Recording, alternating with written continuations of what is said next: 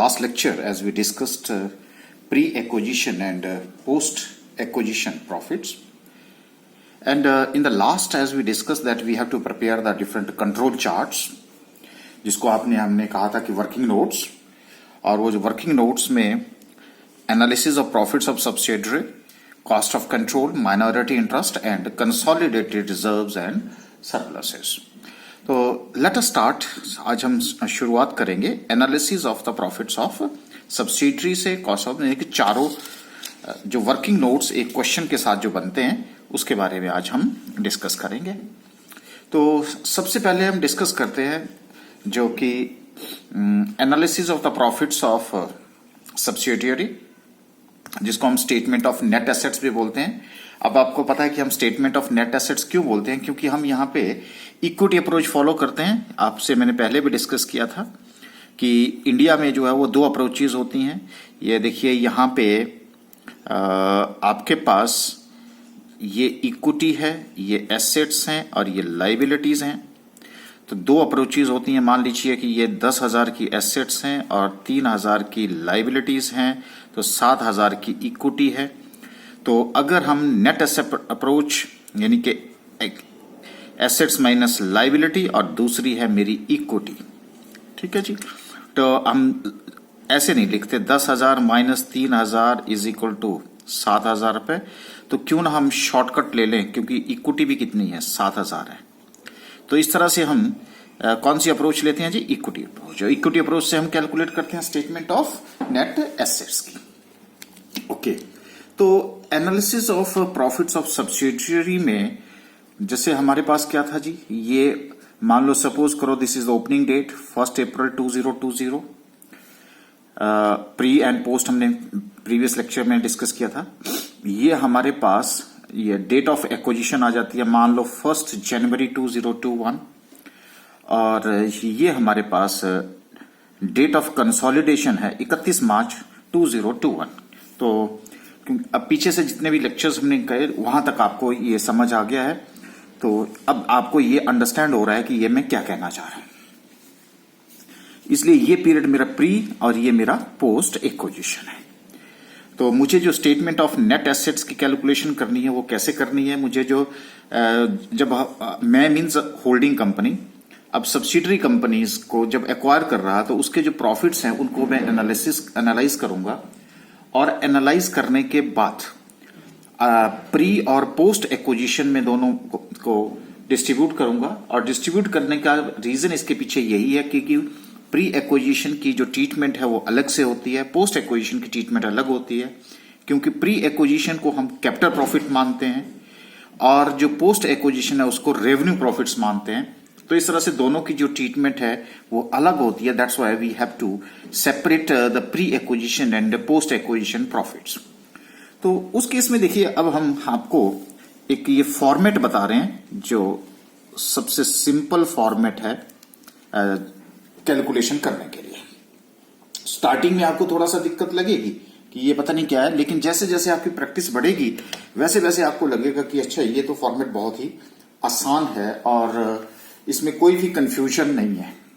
Okay. तो देखिए ये जो फॉर्मेट है मेरा, यहां पे ये देखिए फॉर्मेट, इसमें आपने फॉर्मेट में करना क्या है, ये भी दिखता रहना चाहिए क्योंकि डेट ऑफ ये प्री एक्विजिशन, राइट. और ये मेरा जो है एक तरह से समझ लो बॉर्डर लाइन क्या है, डेट ऑफ एक्विजिशन, ठीक है. और ये मेरे पास क्या है, डेट ऑफ कंसोलिडेशन. तो इस डेट से पहले ये मेरी डेट ऑफ एक्विजिशन समझ लो एक तरह से. अब ये जो कॉलम है मेरा, ये कॉलम जो है वो प्री एक्विजिशन का है. अब प्री एक्विजिशन कॉलम में हम जनरल रिजर्व और प्रॉफिट एंड लॉस को दो पार्ट में डिवाइड नहीं करते. इक्विटी कैलकुलेट करने के लिए हम इसलिए नहीं करते क्योंकि ये जो कैपिटल प्रॉफिट्स है इसकी ट्रीटमेंट एक जैसी होती है, चाहे वो जनरल रिजर्व है चाहे प्रॉफिट एंड लॉस में है, और इसकी सारी कैलकुलेशन हम कॉस्ट ऑफ कंट्रोल में ले जाते हैं. इसलिए हमें यहां पे अलग से दिखाने की जरूरत नहीं पड़ती है. ठीक है जी. ये मेरा पीरियड आ जाएगा पोस्ट एक्विजिशन, और पोस्ट एक्विजिशन को मैं दो कॉलम में मैंने बांट दिया, एक जनरल रिजर्व, एक प्रॉफिट एंड लॉस में. ठीक है जी. और ये मेरा डेट ऑफ कंसोलिडेशन के टाइम में, तो यहां जैसे डेट ऑफ एक्विजिशन है क्या है जी, 1 जनवरी टू, ये देखिए 1 जनवरी 2021, राइट। और उस डेट को नेट एसेट्स, उसके बाद मुझे नेट एसेट चाहिए डेट ऑफ कंसोलिडेशन 31 मार्च 2021। अभी हमने पीछे जो डेट ऑफ पिछला जो क्वेश्चन किया था उसमें हमने आप सारी बातें डिस्कस करी। तो ये आ गया जी डेट ऑफ कंसोलिडेशन, ये आ गया एक तरह से डेट ऑफ एक्विजिशन, राइट। और इससे पहले क्या आना था जी, ओपनिंग, है ना। तो ये ओपनिंग मैंने नहीं दी, और अब ओपनिंग की जरूरत अब जहां पड़ेगी वहां देखा जाएगा, लेकिन मुझे यहां की जरूरत है ज्यादा। तो अब यहां पे आपने क्या करना है, सबसे पहले आपने इक्विटी शेयर कैपिटल है, तो नेट एसेट्स के लिए मुझे क्या चाहिए, इक्विटी शेयर कैपिटल चाहिए। तो इक्विटी शेयर कैपिटल जो है डेट ऑफ एक्विजिशन को कितनी है वो लिखनी है। अगर नहीं है तो हमारे पास अजम्पशंस हैं, अजम्पशंस के बेस के ऊपर होगा। और डेट ऑफ कंसोलिडेशन को कितनी है, जनरली क्या है, अगर क्वेश्चन नहीं कहेगा तो ये क्या होगी, सिमिलर होगी, सेम होगी, ठीक है। तो यहां और यहां ये दोनों कॉलम खाली रहेंगे। उसके बाद मैं क्या करूंगा, यहां जनरल रिजर्व देखूंगा प्री एक्विजिशन, यानी कि जिस टर्म डेट ऑफ एक्विजिशन के दिन मेरे पास जो जनरल रिजर्व्स हैं उसका बैलेंस कितना है। और उसके बाद जो है यहां पे मैं ये देखूंगा कि जनरल रिजर्व जिस दिन कंसोलिडेशन कर रहा हूं उस दिन कितने हैं, ठीक है, इन दोनों को। ओके, अब आपको पता है उसी तरह से मैं प्रॉफिट एंड लॉस को भी लूंगा, डेट ऑफ एक्विजिशन और डेट ऑफ कंसोलिडेशन, ठीक है, ओपनिंग के बाद जो भी आपके पास आ रहे हैं। अच्छा, अब क्या करूंगा मैं, अब इन दोनों के बीच का मैंने क्या किया था, डिफरेंस कैलकुलेट किया, राइट। अच्छा, उसके बाद जब मैंने डिफरेंस कैलकुलेट किया था, तो अब डिफरेंस कैलकुलेट करने के लिए इसका मतलब है कि चेंज किस में हो सकती है, प्रॉफिट एंड लॉस में, या जनरल रिजर्व भी वैसे हम क्या मानते हैं, सिमिलर मानते हैं, लेकिन फिर भी अगर कोई डिफरेंस हो तो वहीं से ले लेते हैं। ओके, तो देखिए अब अगर जनरल रिजर्व में ये अगर कोई चेंज है तो कहां आ जाएगी, जनरल रिजर्व के कॉलम में, यहां कुछ नहीं होगा। अगर प्रॉफिट एंड लॉस में कोई चेंज होगी तो यहां आपने पोस्ट एक्विजिशन में इन दो कॉलम में सिर्फ चेंज लेनी है कि पोस्ट एक्विजिशन पीरियड में कितनी चेंज हुई है, ठीक है जी। तो जो भी ग्रोथ हुई है, जो भी चेंज हुई है, उसी चेंज को आपने यहां पे इंक्लूड करना है, ठीक है जी। यहां पे फिर मैं क्या करूंगा, इसका टोटल ले लूंगा, ये टोटल ले लिया, इन तीनों का टोटल कर दिया, फिर जनरल रिजर्व का टोटल आ जाएगा, प्रॉफिट एंड लॉस का टोटल आ जाएगा, और ये आ जाएगा। यानी कि यहां से लेकर के यहां जो चेंज हुई है वो कहां रिफ्लेक्ट होगी, इन दोनों में रिफ्लेक्ट होगी। ओके, अच्छा, अब क्या करूंगा मैं कि यहां अगर देखो बाद की बात है, अभी तो नहीं मैं कर रहा हूं, यहां अगर कोई छोटी मोटी एडजस्टमेंट्स होंगी तो वो कर लेनी है आपने, ठीक है, वो क्वेश्चन के अकॉर्डिंगली होगी, अभी नहीं मैं कह रहा हूं, अभी फिलहाल नहीं है। उसके बाद आपने टाइम एडजस्टमेंट करनी है। सर टाइम एडजस्टमेंट में क्या करना है, प्लस और माइनस होगा। क्या होगा प्लस और माइनस, जनरल रिजर्व में टाइम एडजस्टमेंट के अकॉर्डिंगली, अभी हमने पीछे वाले न्यूमेरिकल में क्या किया, टाइम एडजस्टमेंट, तो टाइम एडजस्टमेंट में जो जनरल रिजर्व का आइटम होगा, जो यहां से माइनस होगा, ठीक है, वो यहां प्लस होगा, जो यहां माइनस होगा वो यहां प्लस होगा। तो इस तरह से अगर यहां के माइनस है तो ये प्लस, और अगर जनरल रिजर्व है और प्रॉफिट एंड लॉस है तो ये यहां प्लस होगा। तो अगर दो माइनस है तो ये दो प्लस हो गए, ठीक है। जो यहां से माइनस होगा, नेचुरली माइनस क्यों होगा, क्योंकि सर ये प्री एडजस्टमेंट से रिलेटेड होगा, यानी कि प्री एडजस्टमेंट वाला हम यहां से निकाल देते हैं, पीछे वाले उसमें डिस्कस किया था हमने। ओके, तो ये वाला इसमें से हम प्री एडजस्टमेंट, प्री एक्विजिशन, जैसे पिछले न्यूमेरिकल में हमारे पास 9 महीने का था, तो 9 महीने का हमने ये माइनस कर दिया, 9 महीने का ये माइनस कर दिया, जो यहां से माइनस होगा वो यहां आपने प्लस कर देना, बस। प्लस करने के बाद आपके पास टोटल आ जाएगा। तो 3 अगर ये है तो प्लस हो गया, अब इसमें प्री एक्विजिशन का इंक्लूड हो गया। और दूसरी तरफ जो है ये यहां से इसमें से माइनस होकर के 2 रह गए, इसमें से ये माइनस हो गया तो ये रह गया। यहां तक बात क्लियर है। अच्छा, अब क्या करेंगे, इसकी एडजस्टमेंट करने के बाद अब मेरे पास टोटल आ जाएगा, क्योंकि इसमें हमारे पास क्या आ गया, प्री एक्विजिशन भी आ गया और इसमें सिर्फ क्या रह गया, पोस्ट एक्विजिशन रह गया। जो पोस्ट एक्विजिशन का पार्ट, जो प्री एक्विजिशन का पार्ट था वो हमने यहां से माइनस कर दिया, तो सारे बैलेंस किसके आ गए, प्री एक्विजिशन के आ गए। फिर उसके बाद अगर दोबारा से यहां पे कोई छोटी मोटी एडजस्टमेंट्स होंगी तो वो आपने करनी है। अगर एडजस्टमेंट नहीं है तो आपके पास ये बैलेंस आ जाएगा, तो एज इट इज आ जाएगा। और इसमें से आपने होल्डिंग कंपनी का कितना शेयर है वो आ जाएगा, माइनॉरिटी इंटरेस्ट का कितना शेयर है वो आ जाएगा, किसमें, प्री एक्विजिशन का। पोस्ट एक्विजिशन में होल्डिंग कंपनी का कितना शेयर है वो आ जाएगा, माइनॉरिटी इंटरेस्ट का शेयर आ जाएगा। उसी तरह से मेरे पास प्रॉफिट एंड लॉस में होल्डिंग कंपनी का शेयर आ जाएगा, और यहां पे भी माइनॉरिटी इंटरेस्ट का भी शेयर आपके पास आ जाएगा। ओके, अब देखिए यहां पे जो ये जो इंफॉर्मेशन है, एक टेबल मेरा यहां से बन जाएगा। अब इसी टेबल के बेस के ऊपर फर्दर जो है वो मेरी सारी जितनी भी अगले कंट्रोल चार्ट्स हैं वो बन जाएंगे। अब देखिए कैसे बनते हैं। ये मेरा कॉस्ट ऑफ कंट्रोल आ गया, ठीक है जी, कॉस्ट ऑफ कंट्रोल। ये पहला चार्ट जो है वो ये मेरे पास ये वाला चार्ट जो है यहां तक कंप्लीट हो गया। अब इसी को ओके, अब देखिए हमारे पास ये था पहला चार्ट। अब मेरे पास है कंट्रोल चार्ट नंबर 2 या वर्किंग नंबर 2, जिसमें आता है मेरा कॉस्ट ऑफ कंट्रोल। तो पहला तो मेरे पास क्या आता है जी, कॉस्ट ऑफ इन्वेस्टमेंट, वो तो मेरा परचेज कंसिडरेशन, ठीक है, वो यहां लूंगा। उसके बाद है net assets at date of acquisition. ये मेरे पास क्या है, डेट ऑफ एक्विजिशन, यह जी डेट ऑफ एक्विजिशन, ठीक है। अब डेट ऑफ एक्विजिशन के time owned by the holding company. सबसे पहले मैं क्या लूंगा, share capital of H, holding company का अपना शेयर। तो शेयर कैपिटल जो है वो क्या हो गया, ये देखो इक्विटी शेयर कैपिटल में उसका शेयर कहां से आ गया सर, यहां पे आ गया। ओके, उसके बाद प्री प्रॉफिट्स आ गए। प्री प्रॉफिट्स कहां से लिए हमने, प्री एक्विजिशन, ये देखिए प्री एक्विजिशन के प्रॉफिट्स कहां से लिए, ये जो इसमें इंक्लूड थे वो यहां ले लिए। पहले मेरे पास ओपनिंग था, ओपनिंग में से मैंने अब क्या किया, ये ओपनिंग आ गया। उसके बाद मैंने प्री एक्विजिशन के लिए मैंने ये जो माइनस किए थे ये यहां पे आ गए।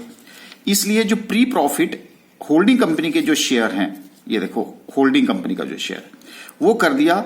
अब मेरे पास क्या आ गया, net assets at the date of acquisition आ गई, that is owned by the holding company. और उसको मैं क्या करूंगा, परचेज कंसिडरेशन माइनस करूंगा, तो मेरा क्या आ जाएगा, गुडविल या कैपिटल रिजर्व, गुडविल या कैपिटल रिजर्व यहां पे हम कैलकुलेट कर लेंगे। तो ये मेरा कंट्रोल चार्ट नंबर 2 बनेगा, लेकिन इसके लिए हमें यहीं से हेल्प मिल गई। उसके बाद अगर आप देखें तो तीसरा मेरा बात बनता है माइनॉरिटी इंटरेस्ट। ओके, अब देखिए माइनॉरिटी इंटरेस्ट के लिए आपके सामने ये माइनॉरिटी इंटरेस्ट, देखिए माइनॉरिटी इंटरेस्ट में क्या है, शेयर कैपिटल।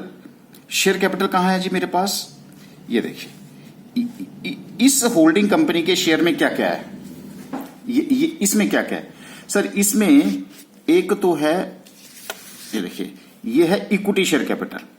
अभी आपके सामने इक्विटी शेयर कैपिटल का शेयर आ गया, ठीक है। उसके बाद जनरल रिजर्व का, देखो जनरल रिजर्व का प्री एक्विजिशन का पार्ट आ गया, प्रॉफिट एंड लॉस का प्री एक्विजिशन का पार्ट आ गया, 3 हो गए, ठीक हो गया यहां पे।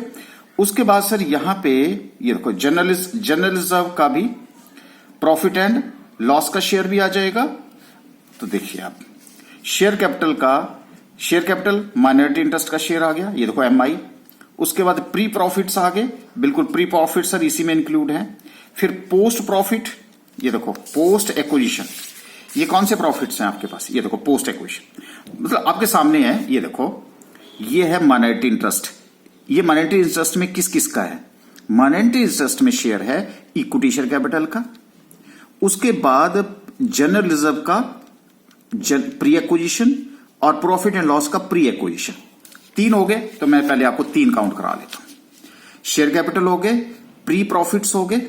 अब प्री प्रॉफिट्स में कौन सा, प्री प्रॉफिट्स में सिर्फ कौन सा हो गया, माइनॉरिटी इंटरेस्ट का शेयर, क्योंकि जनरल रिजर्व का शेयर आपको पता है कि नॉकआउट हो जाता है किसमें, जब हम कॉस्ट ऑफ कंट्रोल की कैलकुलेशन करते हैं। ये देखो प्री प्रॉफिट्स।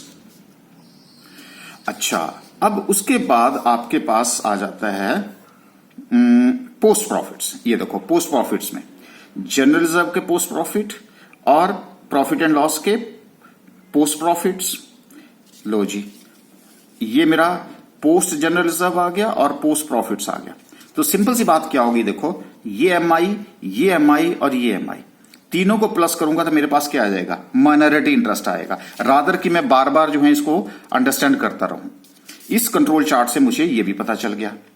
उसके बाद जो है कंट्रोल चार्ट नंबर 4। ओके, अब कंट्रोल चार्ट नंबर 4 जो है वो क्या कहता है, ये देखिए यहां पे consolidated general reserve and profit and loss account.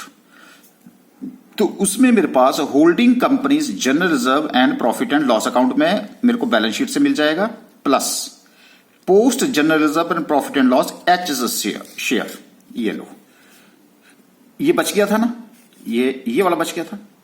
तो पोस्ट एक्विजिशन का एच का शेयर, पोस्ट एक्विजिशन एच का शेयर, ये सीधा कहां चला जाएगा सर, कंसोलिडेशन में चला जाएगा, ये कंसोलिडेटेड बैलेंस शीट में चला जाएगा। तो अब मेरे पास क्या हुआ, 4 चार्ट बने। मैं आपको बता देता हूं, पहला चार्ट सबसे इंपॉर्टेंट यही है, इसी से हमें बाकी चार्ट बनाने में पूरी हेल्प मिलेगी। आपने क्या करना, ओपनिंग बैलेंस लिए, ओपनिंग बैलेंस में आपने जो भी आपके पास इक्विटी शेयर कैपिटल है, जनरल रिजर्व है, प्रॉफिट एंड लॉस है, उसके बाद आपने ये देखना कि और ये क्लोजिंग लिए, इन दोनों में जो चेंज है उसके लिए कौन रिस्पॉन्सिबल है, ये रिस्पॉन्सिबल है, ये रिस्पॉन्सिबल है। इसका टोटल आपने यहां कर लिया। इसमें से अपने टाइम एडजस्टमेंट करने के बाद जो प्री एक्विजिशन वाला है वो माइनस किया, ये माइनस किया तो ये इसमें प्लस हो गया, इसमें प्लस होने के बाद ये टोटल आ गया, टोटल आने के बाद ये होल्डिंग कंपनी का शेयर आ गया और ये माइनॉरिटी इंटरेस्ट का शेयर हो गया। और होल्डिंग कंपनी का जो शेयर है वो हम कहां पे कैलकुलेट करते हैं, उससे हम cost of investment, purchase consideration में जो नेट एसेट्स की कैलकुलेशन होती है वो करते हैं, और करने के बाद ये जो है या तो गुडविल होती है, ये कैपिटल रिजर्व होती है। तीसरा मैंने आपको माइनॉरिटी इंटरेस्ट बताया, शेयर कैपिटल में माइनॉरिटी इंटरेस्ट, प्री प्रॉफिट में माइनॉरिटी इंटरेस्ट, पोस्ट प्रॉफिट में माइनॉरिटी इंटरेस्ट और पोस्ट जनरल रिजर्व का जो माइनॉरिटी इंटरेस्ट है वो सारे टोटल करेंगे और उसके बाद इसको ऐड करेंगे। तो प्रॉफिट्स में बस इतना ध्यान रखना, प्रॉफिट्स में चाहे वो प्री हो चाहे पोस्ट हो, दोनों ऐड होंगे। और जो जनरल रिजर्व होता है, जनरल रिजर्व का प्री का जो है वो यहां पे किस में कैलकुलेट हो जाता है, वो ये प्री वाला यहां पे इंक्लूड हो जाता है कैलकुलेशन करने के लिए कॉस्ट ऑफ कंट्रोल, और जो पोस्ट है वो माइनॉरिटी इंटरेस्ट यहां चला जाता है, राइट। उसके बाद आपके पास जो 4 है उसमें consolidated general reserves, holding company का general reserve profit and loss यहां आएगा, और post general reserve and profit and loss उसमें ऐड कर दिया जाएगा जो कि यहां पे अवेलेबल है।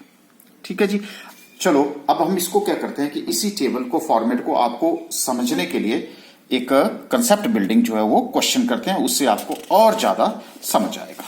ओके, फिर आप दोबारा अगर इसको चार्ट को देखेंगे तो आपको और जल्दी समझ आएगा। क्वेश्चन है, H Limited acquired 80% stake in S Limited on 1st July 2020. Using the following data, prepare statement of net assets and analysis of profit. Okay. 31 मार्च 2021 को इक्विटी शेयर कैपिटल है 7,50,000 के, जनरल रिजर्व है 2.5 लाख रुपए के, और प्रॉफिट एंड लॉस है 4 लाख रुपए का। और 1 अप्रैल 2020 को जनरल रिजर्व है 1,25,000 का और प्रॉफिट एंड लॉस है 1 लाख रुपए का।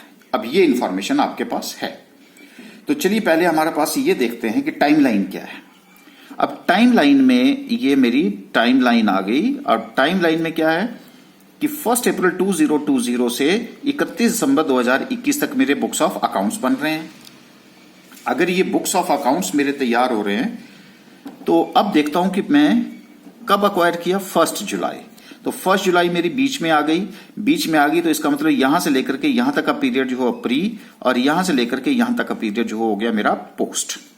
ओके, अब ये कितने महीने हुए, तो अप्रैल, मई, जून, ठीक है जी, 3 महीने ये हो गए, और बाकी जो है 1/7 से लेकर के 31/3 तक 9 महीने आपके पास ये हो गए। ओके, अब देखिए आप, हमारे पास पहले मैंने क्या किया, 1/4/2020 को मैंने ओपनिंग डेट को इक्विटी शेयर कैपिटल लिख लिया। अब इक्विटी शेयर कैपिटल देख लो, यहां पे है सर, यहां नहीं है। अगर नहीं है तो इसका मतलब क्लोजिंग जो दिया है वो लिख लेते हैं, तो मैंने 7,50,000 रुपए यहां लिख दिए। अब मैंने ओपनिंग 750 कहां से लिख दी है सर, ये हमारी एजम्पशन थी कि अगर मिसिंग हो तो समझ लो कि वही इक्विटी शेयर कैपिटल यहां पे लिखना है, इसलिए ये लिख दिया। अब उसके बाद देखो यहां जनरल जनरल रिजर्व सर 1,25,000 के, हाँ तो मैंने भी लिख दिए 1,25,000 के। 31/3 को कितने जनरल रिजर्व हैं सर? 2.5 लाख रुपए के जनरल रिजर्व हैं। इसका मतलब there is a change. Okay, तभी मैंने कहा था क्वेश्चन अगर मिसिंग हो तो हमारी अजम्पशंस लगेंगी। उसी तरह से प्रॉफिट एंड लॉस अगर देखा जाए तो ये सर 1 लाख रुपए है। प्रॉफिट एंड लॉस कितना है? 1 लाख रुपए का। और यहां जो प्रॉफिट एंड लॉस है वो कितना है? 4 लाख रुपए का। ठीक है, तो ये मेरे पास क्या आ गया जी? ओपनिंग आ गया, और ये मेरे पास क्या आ गया? क्लोजिंग आ गया। ओके, अब क्या है आपके पास कि अब मैंने क्या किया? इसका टोटल कर दिया। तो 750, 125, 1,09,75,000 हो गया, और इसका टोटल देखा तो मैंने 14 लाख रुपए का हो गया। अभी हम बीच में कुछ नहीं देख रहे हैं। तो अब क्या हुआ कि मैंने देखा कि चेंज कितना हुआ। अब 975, 14 लाख में से 975 माइनस किए तो मेरे पास 4,25,000 का डिफरेंस आ गया। अब ये 4,25,000 का डिफरेंस आया कैसे? तो जब मैंने यहां से यहां तक देखा, अभी सिर्फ ये रिस्पॉन्सिबल फैक्टर्स, तो देखा 1,25 से 2.5 लाख हो गया, तो मैंने लिख दिया 1,25। इससे कोई लेना देना नहीं है ऊपर वाले से, मैंने वैसे लिखा है। प्रॉफिट एंड लॉस में आपको समझाने के लिए 1 लाख से कितना हो गया? 4 लाख हो गया, यानी कि 3 लाख रुपए बढ़ गया। तो 4,25 में क्या हुआ? जनरल रिजर्व मेरे 1,25 से बढ़े और प्रॉफिट एंड लॉस मेरा 3 लाख से बढ़ा। टोटल कितना हो गया? 4,25,000। ओके, अब सर 4,25,000 को मैं टाइम एडजस्टमेंट कर सकता हूं? बिल्कुल कर सकते हैं हम टाइम एडजस्टमेंट में। अब टाइम एडजस्टमेंट कितना होगा? 3:9 होगा। ओके, 3:9, तो प्री 3 पोस्ट 9। तो अगर मैं 3 लाख रुपए को डिस्ट्रीब्यूट करना चाहूं, मतलब प्रॉफिट एंड लॉस को, तो 3/12 75,000, और अगर 3/12 करूं तो ये पोस्ट हो गया मेरा 2,25,000 हो गया।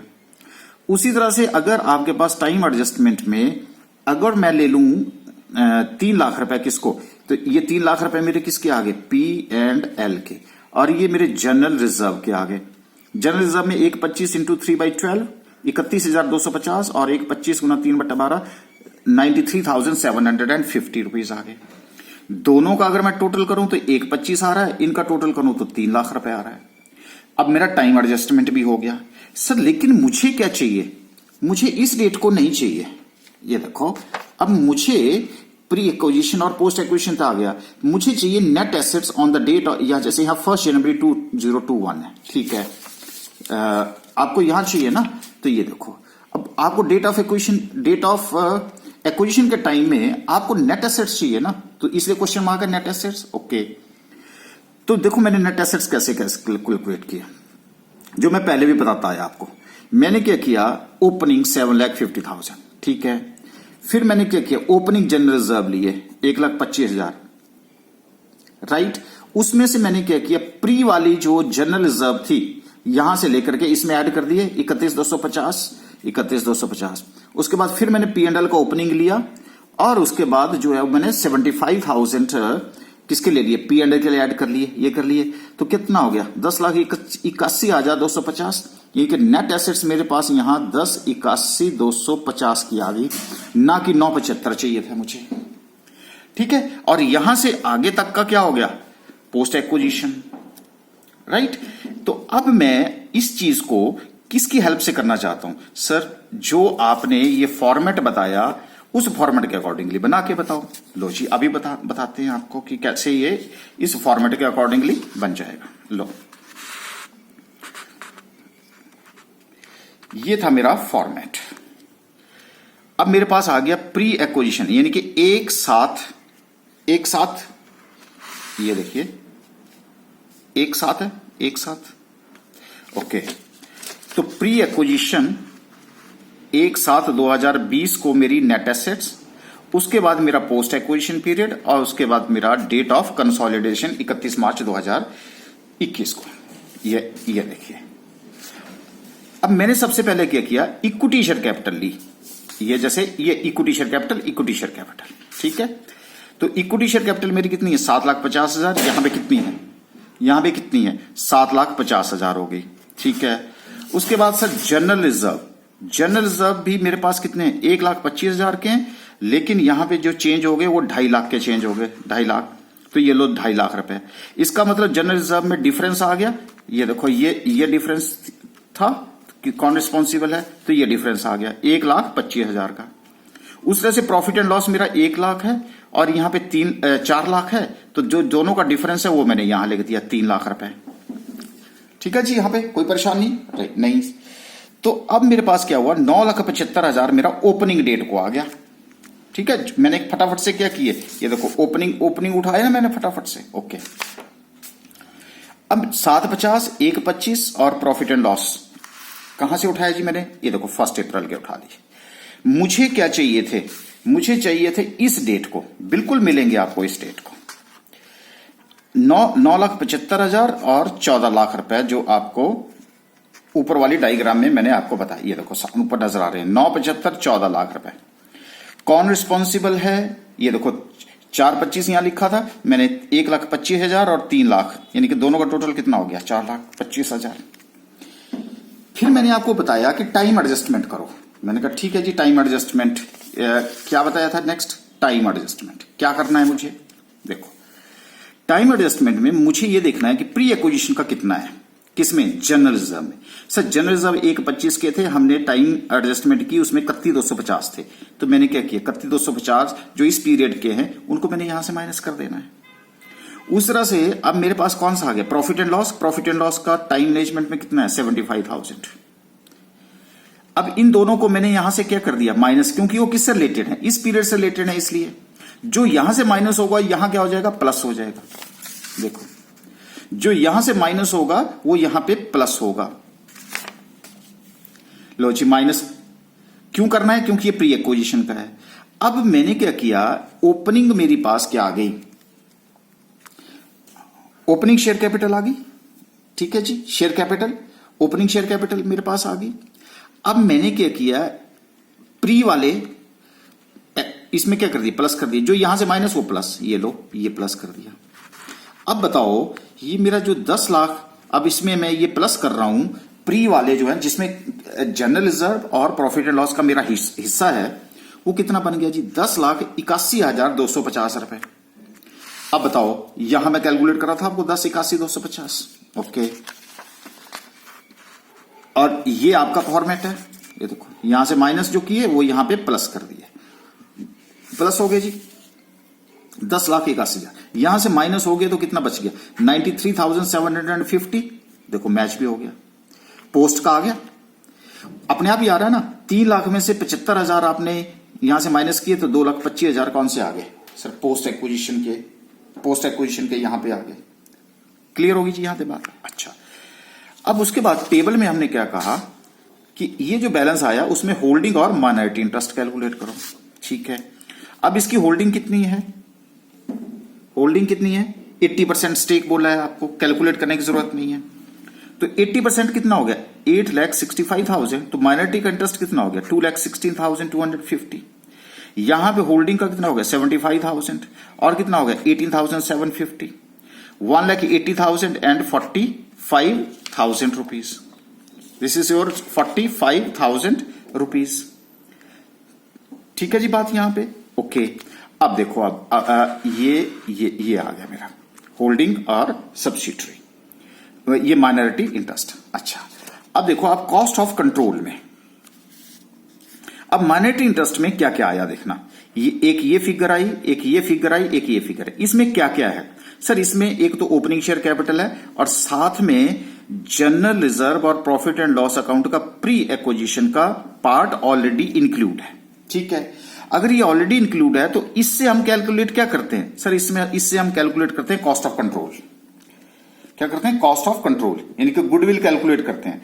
तो देखो कॉस्ट ऑफ कंट्रोल में क्या आया, क्या था, share capital H the shares and pre profits H the share.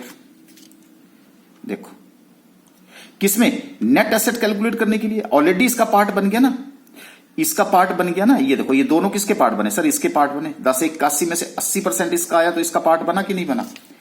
जब ये बन गया तो प्री प्रॉफिट में होल्डिंग कंपनी का शेयर आ गया, ये शेयर आ गया, इससे मेरी क्या कैलकुलेशन होगी, नेट एसेट्स कैलकुलेट होगी। जब ऑलरेडी कैलकुलेट तो डबल कैलकुलेशन नहीं करूंगा, और कॉस्ट ऑफ इन्वेस्टमेंट से इसको माइनस करता हूं तो मेरे पास क्या आता है, goodwill and capital reserve.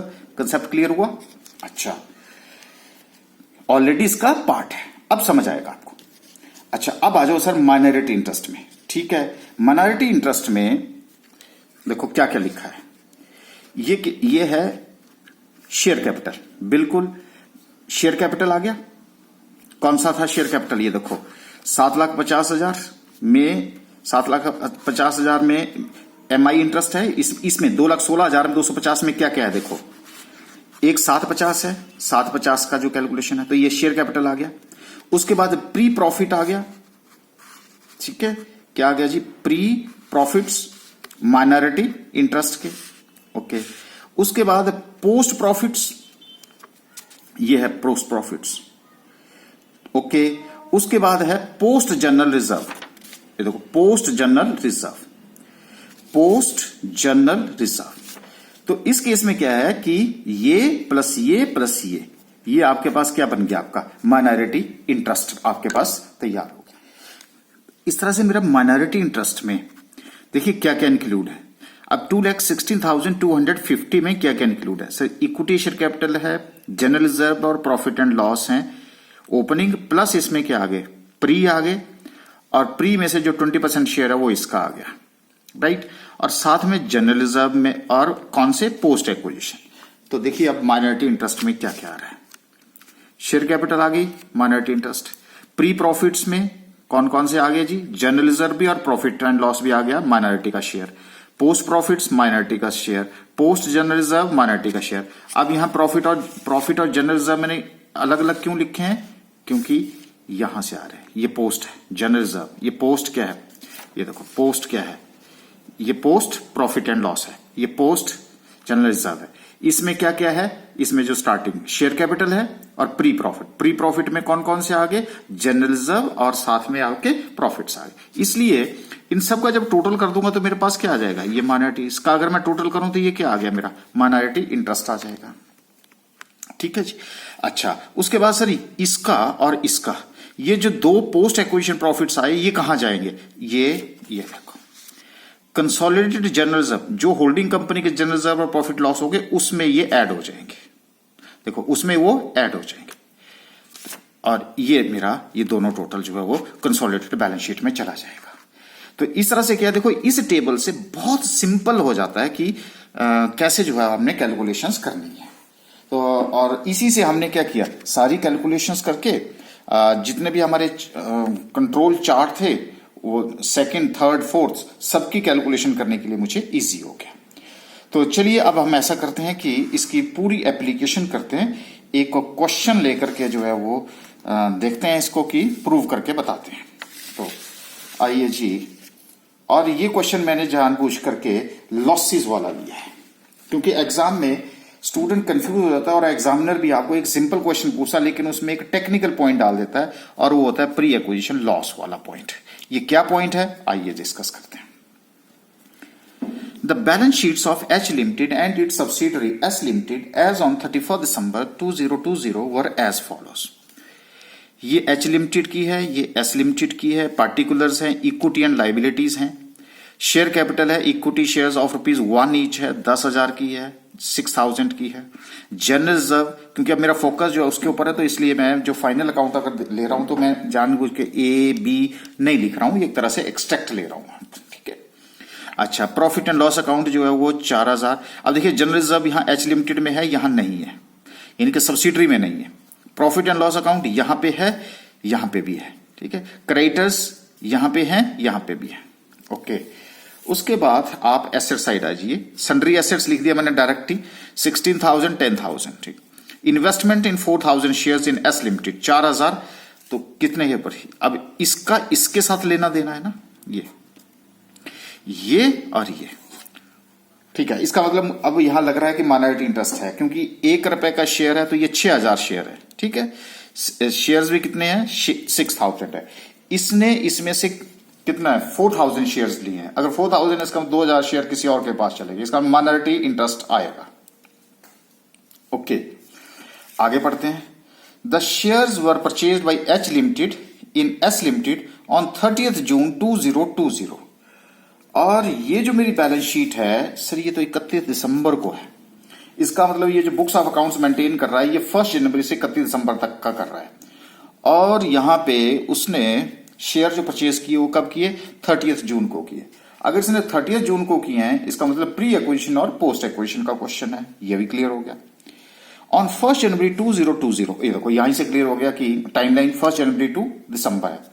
The profit and loss account of S limited showed a loss of ₹3,000। ये देखो सबसे इंपॉर्टेंट पॉइंट है, स्टूडेंट कंफ्यूज हो जाता लॉस के लिए। Loss which was return of out of the profits earn during the year. इस साल जो हम प्रॉफिट्स अर्न करेंगे उसी में से उसको राइट ऑफ कर दिया है, ठीक है जी। Profits are earned uniformly over the year. अगर आप ये नहीं भी लिखते तो भी हम हमारी क्या थी, प्रिजम्पशन है।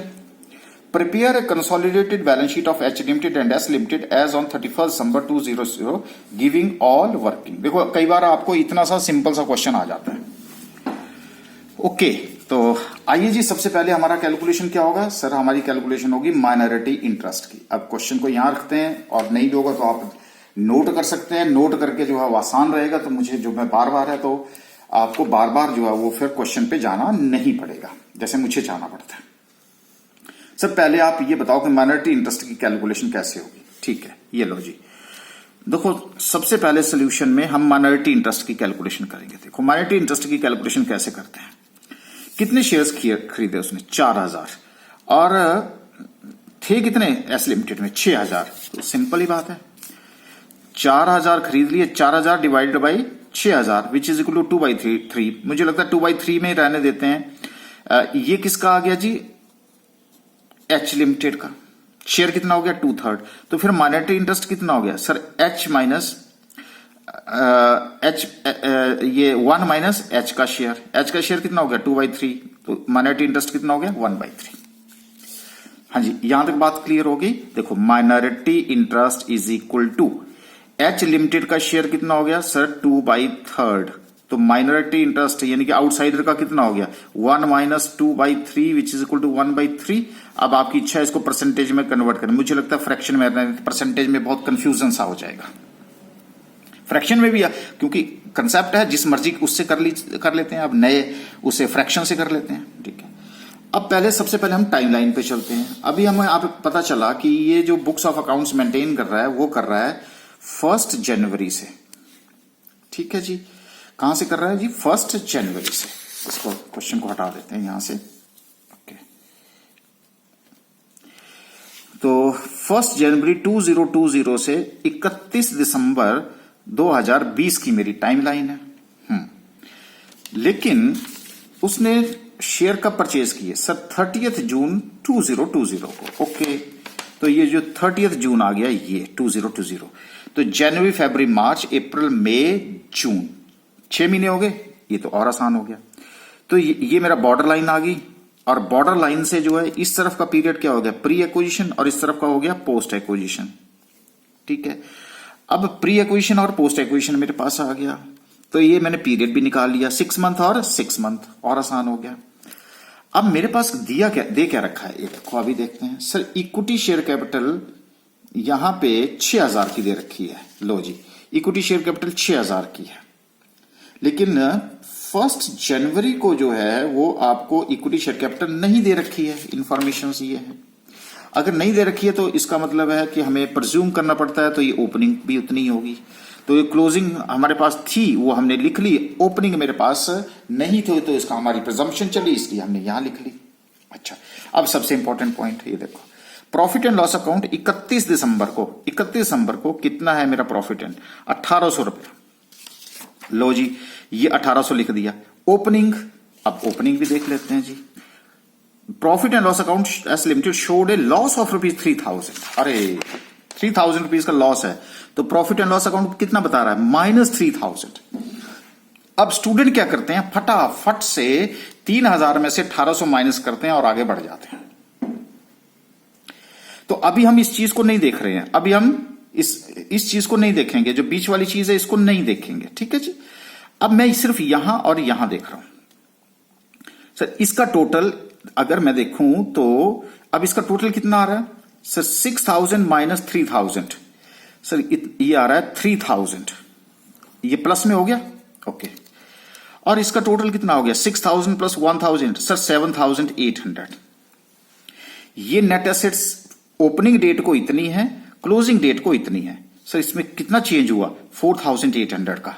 इसका मतलब कितने प्रॉफिट्स अर्न करे उसने? 4,800। सिंपल सी बात है, पहले 3,000 जो नेगेटिव था उसको कंपनसेट करने के लिए वो 0 तक आया होगा, 0 के बाद फिर 1800 इसमें अर्न किए, तो 3,000 प्लस 1800 4800 रुपए का प्रॉफिट इसने अर्न किया, तभी तो उसने इस साल के प्रॉफिट से उसको सेट ऑफ किया। और मैक्सिमम मैंने आपको क्या बताया, क्योंकि सिंपल क्वेश्चन होता है बस यही गलती होती है। और स्टूडेंट क्या कहता है, 3,000 में से 1800 माइनस करता, कहता 1200 रुपए का प्रॉफिट कमाया इसने और चल पड़ा।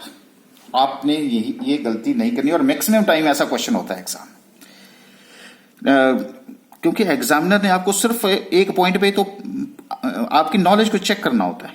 यहां बात क्लियर होगी, किससे पता चला सर? नेट एसेट और नेट एसेट को जब मैंने कंपैरिजन किया तो देखो सारे टेबल जितने भी हमने वर्किंग करी थी वो काम आ रही है आपको कि नहीं आ रही है? ओके सर, उसके बाद अब क्या हुआ, 4800 रुपए का प्रॉफिट अर्न कर लिया। लेकिन मुझे जो क्या चाहिए सर, मुझे चाहिए इस डेट को, डेट ऑफ एक्विजिशन को मुझे चाहिए नेट एसेट्स। ठीक है, तो नेट एसेट्स भी दे देते हैं। इक्विटी शेयर कैपिटल तो सेम रहेगा 6000। ठीक है, opening profit and loss account कितना है सर? -3000। हाँ, लेकिन एक बात है, पहले 48 रुपए की हम टाइम एडजस्टमेंट तो कर लें। हाँ, टाइम एडजस्टमेंट कर लेते हैं, तो कितना हो गया? 6:6 हो गया, प्री का भी 6, पोस्ट का भी 6। 4800 इंटू 1/2 कितना हो गया? 2400।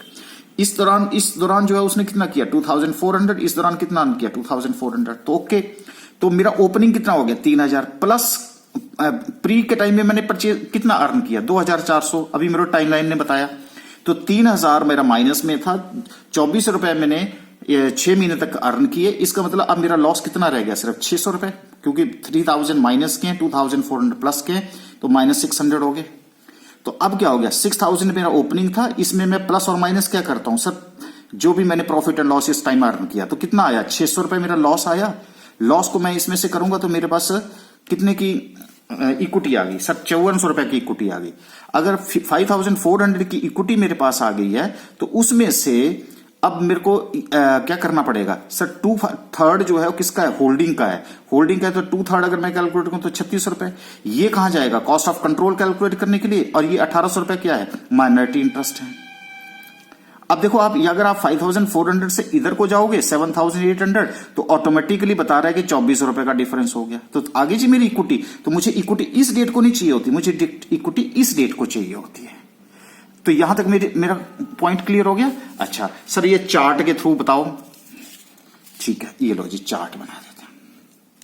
देखो अभी आपके सामने ये चार्ट के थ्रू जो है वो सारी कैलकुलेशन कर देते हैं। आपकी फिर इच्छा है, जैसे मर्जी आप करिए, बस आपका कंसेप्ट जो है वो क्लियर हो जाना चाहिए। अभी मैंने आपको बताया ये था मेरा डेट ऑफ एक्विजिशन।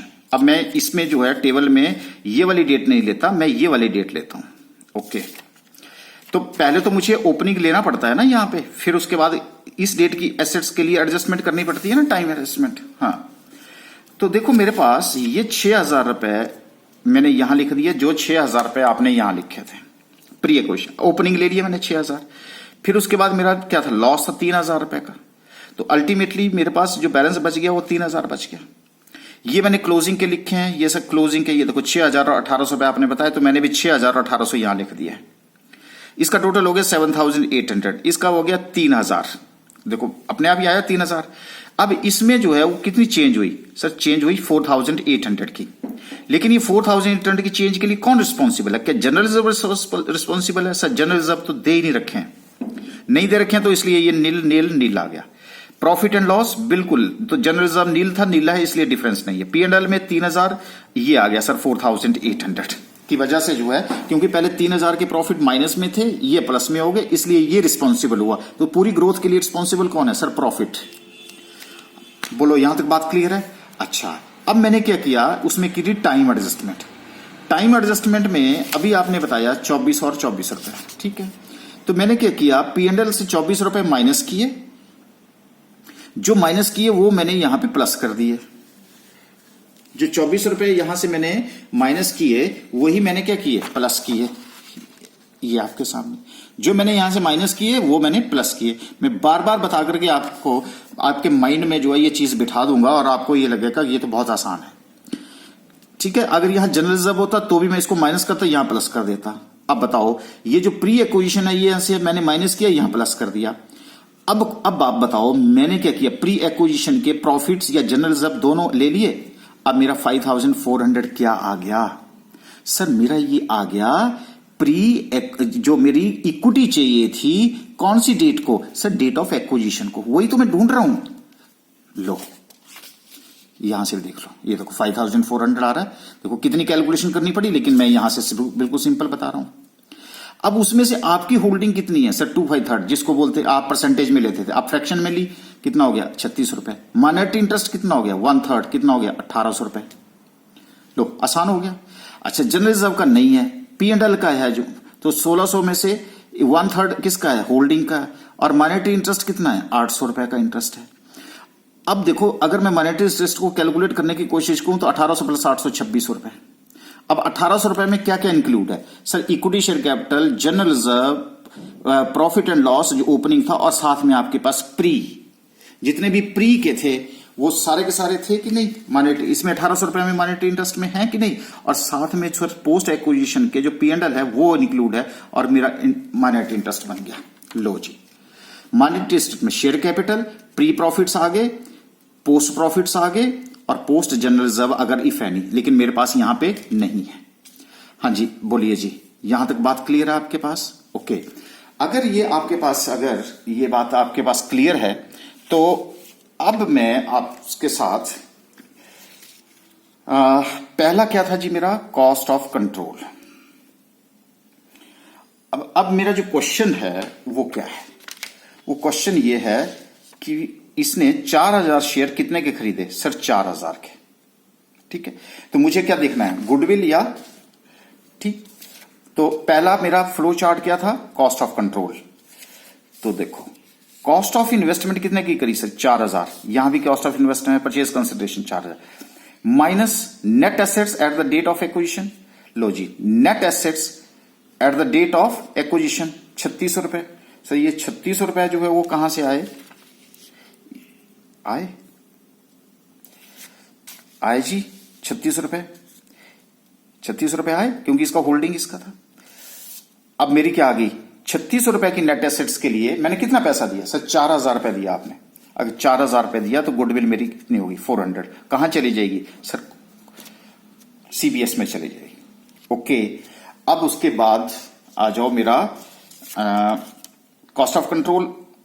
देखो इसी चार्ट से कॉस्ट ऑफ कंट्रोल आ गया, minority interest, share capital, pre profits, post profits, post general profits. लो 1800 रुपए में सब कुछ है, 800 रुपए पोस्ट के हैं, 2600 रुपए मेरे ये आ गए।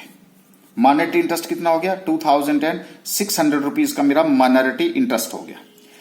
उसके बाद सर ये है मेरा consolidated general reserve and profit and loss account में। बिल्कुल सही बात है, ये जो आपके 1600 रुपए है ना, ये सीधे कहां चले जाएंगे, कंसोलिडेटेड बैलेंस शीट में चले जाएंगे।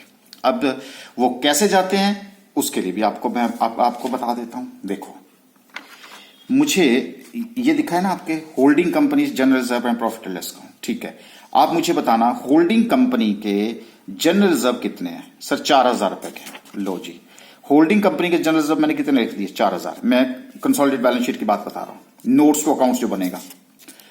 उसके बाद sir profit and loss account कितने, जनरल रिजर्व 4000 आ गए।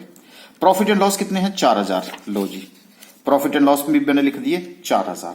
ओके, अब उसके बाद क्या लिखा जी, दोनों आगे general reserve profit plus post general reserve and profit and loss. ये लो जी, पोस्ट अगर जनरल रिजर्व हो तो तभी आते, लेकिन यहां सिर्फ कितने हैं 1600 रुपए ही हैं, 1600 रुपए ही ऐड हो गए। कंसोलिडेटेड बैलेंस शीट में कितना चला जाएगा सर 9600। तो बनाओ ना बैलेंस शीट। लो जी बना लेते हैं balance sheet, consolidated balance sheet बना लेते हैं। क्या हुआ जी कंसोलिडेटेड बैलेंस शीट में, देखो भी आपके सामने इक्विटी शेयर कैपिटल सिर्फ किसकी ली जाती है, एच लिमिटेड की, कितनी जी 10,000। लो जी मैंने 10,000 लिख दी। Reserve and surplus notes to account, तो ये जो नोट्स टू अकाउंट है वो बन गया जी, यही नोट्स टू अकाउंट बन जाएगा। अगर मैं इसको नंबर 1 दूं तो आप इसको अगर यहां उतार देंगे तो ये नोट्स टू अकाउंट नंबर 1 बन जाएगा। क्या बोलेंगे, होल्डिंग कंपनी का GR, होल्डिंग कंपनी का P&L और पोस्ट GR और प्रॉफिट एंड लॉस 1600 रुपए, आपके पास आ जाएगा नोट्स टू अकाउंट, और ये नोट्स टू अकाउंट 9600 रुपए। उसके बाद सर माइनॉरिटी इंटरेस्ट, बिल्कुल है जी। अब आपको पता है कि जो माइनॉरिटी इंटरेस्ट है वो कितना लिखा मैंने यहाँ पे, देखो नोट्स टू अकाउंट 2600 रुपए। अब ये 2600 रुपए कहां से आए, 2600 कहां से आया, उसके लिए मेरा फ्लो चार्ट बना हुआ है। 1800 रुपए ये थे, 800 रुपए ये थे। देखो MI, ये देखो MI ये सामने है, जो भी MI है 2600। लो जी ये भी आ गया। सर करंट लाइबिलिटीज, ठीक है, करंट लाइबिलिटीज में तो क्या होता है, एज इट इज 2000 इसकी हैं, 2200 रुपए इसकी हैं, तो दोनों का टोटल किया तो H लिमिटेड, ये देखो H लिमिटेड की 2000, S लिमिटेड की 2200 रुपए, कितना हो गया 4200, 26,400 हो गया। ठीक, अब आ जाओ S लिमिटेड में, तो नेट करंट एसेट्स। हाँ अब मैं इसको ऊपर ले चलता हूं। देखो नेट करंट एसेट्स में सबसे पहले है मेरे पास फिक्स एसेट्स। फिक्स एसेट्स में कितनी 16,000 एंड 10,000, तो H लिमिटेड की 16,000, S लिमिटेड की 10,000, दोनों को प्लस किया, प्लस करके मेरे पास कितना हो गया 26,000।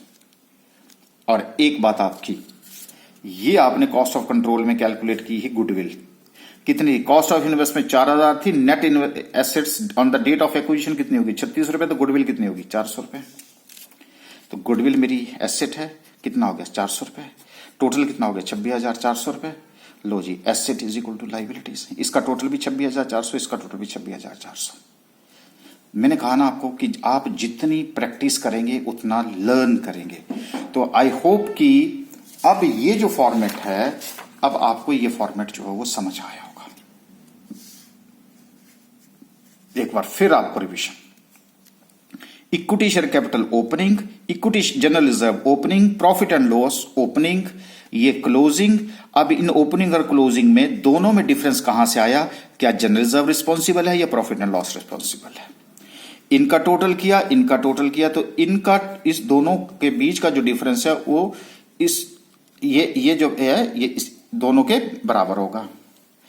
फिर हम क्या करेंगे सर, टाइम एडजस्टमेंट करेंगे, क्योंकि इसमें हमें चाहिए डेट ऑफ, जो आपकी नेट एसेट्स हैं वो किस डेट को चाहिए सर, डेट ऑफ एक्विजिशन। तो डेट ऑफ एक्विजिशन में अभी तो मेरे पास ओपनिंग पड़े हैं, अगर ओपनिंग पड़े हैं तो मैं क्या करूंगा, टाइम एडजस्टमेंट करूंगा। इसमें से प्री तक आपने कितने अर्न करे हैं, तो वो वाले मैं माइनस कर दूंगा, जो मैं यहां से माइनस करूंगा वो उसको मैं यहां प्लस कर दूंगा। प्लस करने के बाद मेरे पास क्या आ जाएगा सर, टोटल आ जाएंगे। अब टोटल आ गए, अब टोटल आने के बाद यही आपके पास क्या आ जाएगा, अगर कोई एडजस्टमेंट है तो करेंगे, नहीं तो बैलेंस आ जाएगा। बैलेंस में होल्डिंग कितना है, माइनॉरिटी इंटरेस्ट कितना है, होल्डिंग कितना है, माइनॉरिटी इंटरेस्ट, होल्डिंग कितना है, माइनॉरिटी इंटरेस्ट। तो माइनॉरिटी इंटरेस्ट इन तीनों को प्लस करेंगे, माइनॉरिटी इंटरेस्ट आ जाएगा।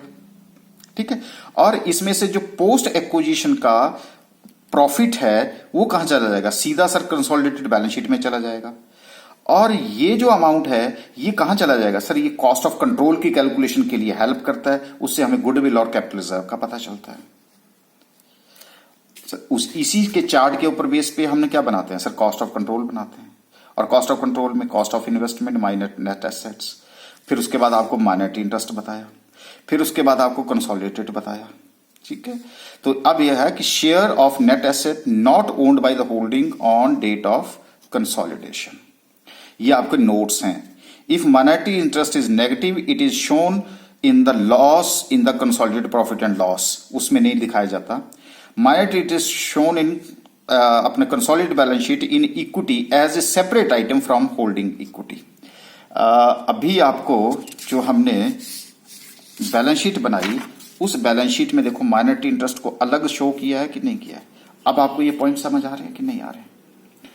आई होप कि जो कंट्रोल चार्ट की हेल्प से अब आपको हमने आपको पास ये जो क्वेश्चन था, इस क्वेश्चन को करने के लिए सिर्फ इसका जो आंसर था एक तरह से वो इतना सा आंसर था, इतना सा आंसर। और साथ में आपके क्या बनेंगे, वर्किंग नोट्स बनेंगे। तो ये एक वर्किंग नोट ये बन गया आपके पास, और दूसरा वर्किंग नोट जो है वो आपका ये बन गया। ये 3 वर्किंग नोट जो है आपके तैयार थे, क्वेश्चन आपका तैयार है। अब आई होप कि now this concept of the analysis of the profits of subsidiary, statement of the net assets, and how we have to prepare the consolidated balance sheet, and if there is any loss in the beginning, then how the adjustments are to be made. I think all these concepts must be clear.